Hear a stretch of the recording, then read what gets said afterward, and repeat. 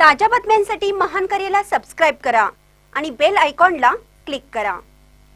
मल्लेवाडीत मंदिरासह घरफोड्यात देवाच्या दागिन्यांसह रोकड, सोन्या चांदीवर चोरट्यांचा डल्ला। मिरज तालुक्यातील मल्लेवाडी गावात सोमवारी मध्यरात्री चोरट्यांनी धुमाकूळ घालत मंगोबा मंदिर आणि गावातील 4 घरे फोडल्याने खळबळ उडाली आहे। या चोरीत देवाच्या अंगावरील दागिन्यांसह रोकड, सोन्या चांदीचा ऐवज व एक शेळी असा मोठा माल चोरट्यांनी लंपास केला। मंदिराचे पुजारी विशाल क्षीरसागर यांनी मध्यरात्री पूजा करून मंदिर बंद केलं होतं।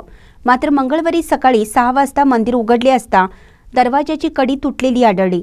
आत तपासणी केली असता 2 सोन्याच्या चैन, 2 बदाम, अर्धा तोळ्याची पेटी असा सोन्याचा ऐवज चोरीस गेल्याचं दिसून आलं। याच रात्री चोरट्यांनी गावातील अनेक घरांनाही लक्ष केलं। भास्कर क्षीरसागर यांच्या गोट्यातून एक शेळी, प्रदीप भोसले यांच्या घरातून तब्बल 30,000ची रोकड, तर पिंटू शिंदे यांच्या घरातून 3.5 ग्रॅम सोने, 4 भार चांदी आणि 20,000 रुपये रोख चोरट्यांनी पळवले आहेत। घटनेची माहिती मिळताच मिरज ग्रामीण पोलीस घटनास्थळी दाखल झाले।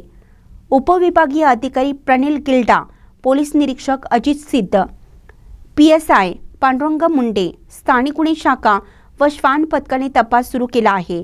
सलग चोरीमुळे गावात भीतीचं वातावरण निर्माण झालं आहे।